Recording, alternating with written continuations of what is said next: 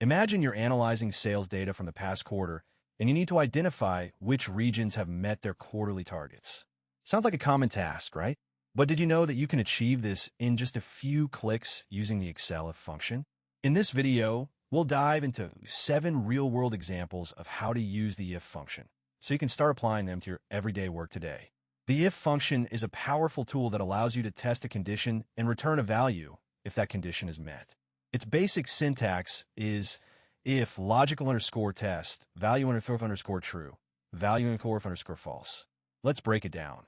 The logical underscore test is the condition we want to evaluate, and the value underscore true and value underscore false are the values we return if the condition is met or not.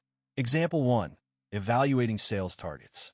Suppose we have a sales data sheet with the following columns: region, sales, and target. We want to identify which regions have met their target.